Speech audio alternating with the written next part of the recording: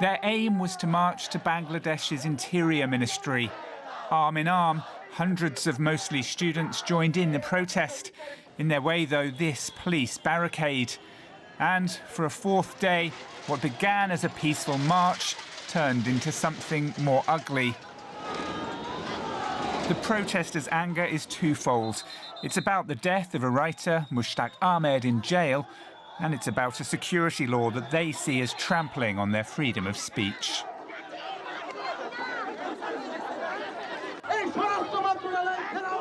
We have succeeded in our programme to lay siege to the Interior Ministry.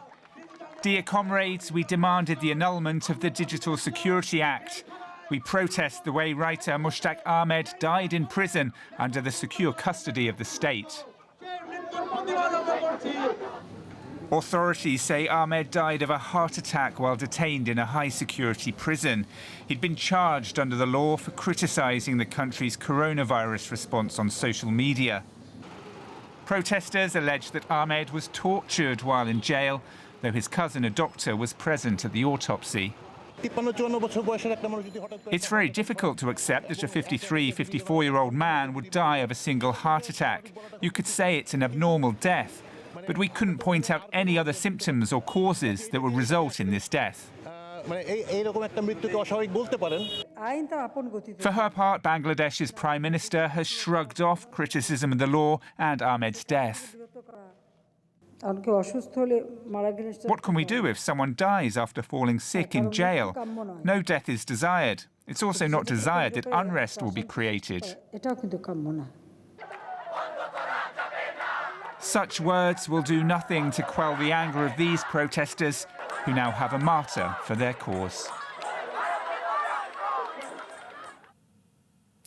Joining us is Saad Hamadi of Amnesty. He joins us from Colombo. Saad, UN Human Rights Chief Michelle Bachelet has called for an immediate independent investigation into Mushtaq Ahmed's death. What do we know about his time in jail, and was his death avoidable? Well, when you have a person in detention for 9 months, in fact, in pre-trial detention for 9 months, what can you expect of the state of mind of that person? And that, too, he has been detained solely for exercising his right to freedom of expression, sharing posts on Facebook. How much of this is a crime in the constitution of the human rights law is something that needs to be investigated. It's also important to analyze and really explain why this person had to be detained for such a long time. He's a 53-year-old man. He's been in detention away from his family simply for exercising his right to freedom of expression, simply for posting on Facebook whatever he has thought of. It could be critical of the government, which is what legal documents say, that he has been critical of the government in his posts on the government's response to the COVID-19 pandemic. But does that really require a person to be detained and kept in jail for such a long time without trial? And this Digital Security Act seems to be a trend we're seeing in many countries. I'm thinking of Pakistan and also India, where the governments have taken action against what they decide is misinformation on social media, but which effectively becomes a tool to go after critics. Is that what we're seeing here as well?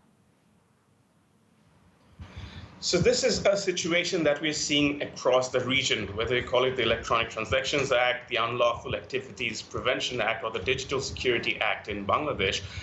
We're seeing that governments have been very sensitive about public perception, people who've been critical of actions and responses of the government, and that has led to taking these drastic actions of arresting people and drafting laws that legitimize criminalization of free speech.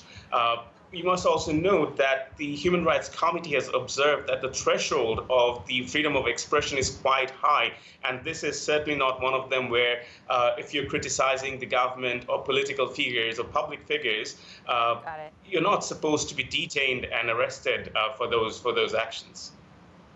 And going back to Bangladesh, how likely is it that the government will drop or change the Digital Security Act as a result of international and public pressure? I'm afraid we don't know, but this is really a time of sense where the government responds to the calls of the international community, and not just the international community. It's a call of the people of that country who are being subject to this persecution by authorities. We do not necessarily have to go to the head of the state for every action, but when you have a law that is so vague and overbroad, which can stipulate punishment up to 10 years imprisonment for just saying something on Facebook or Twitter or whatever social media or online, it's really challenging. It goes out of hand at one point, whereby you can't really pinpoint at one person, and clearly the government itself remains responsible for the actions and the persecution that people have to go through. Saad Hamadi, thank you so much.